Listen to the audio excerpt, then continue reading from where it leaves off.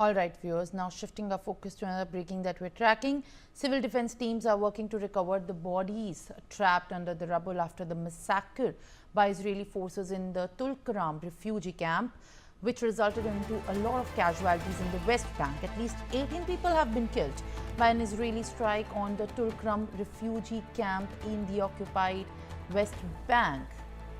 And this, in fact, comes as of a great concern, as even more casualties come to have also reported from the bank, where the Israeli airstrikes have targeted at separate locations. And even in South Lebanon, there are fears which surround over the displacement of the residents. While the Israeli strikes in Beirut have targeted Hashim Saifuddin, but at this point of time, the fears of displacement of the thousands of Lebanon residents continue to rise. Brian, as you join me live, Israel has issued the evacuation orders for the additional villages in southern Lebanon, which actually signals of its ground incursion. More than 1,300 people in Lebanon have been displaced and have been killed rather, and 1 million residents have been now displaced. What exactly is the figure that you can right now confirm with your sources as fact, and at this point of time, what is the ground reality where the displacement and the casualty figures is concerned in Lebanon as well?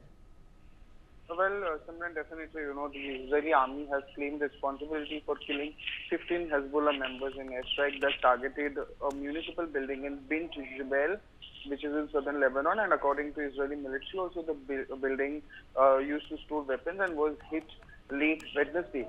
Now, post that also, there was a lot of displacement that was happening, and since the start of the air campaign also, over 1,100 people have been killed, according to the Lebanese Health Ministry. And even the recent spike in violence also come amid the cross-border tensions between Israel and Hezbollah that was fueled by Israel's offensive on Gaza, which began last year. Now, Lebanese authorities report that since then, nearly 2,000 people have been killed, over 9,200 people were injured, and more than 1.2 million displaced due to Israeli airstrikes.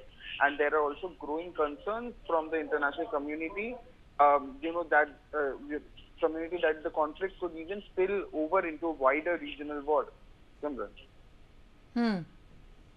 All right, Brian, thank you for sharing the latest that you're tracking, as far as there is a number of casualties that could be possibly increasing, as there are more airstrikes that are even in fact happening from the Israel side. And in the West Bank, when we talk about, more number of people are confirmed to be dead. Now, viewers, shifting our focus to the developments that we're tracking very closely from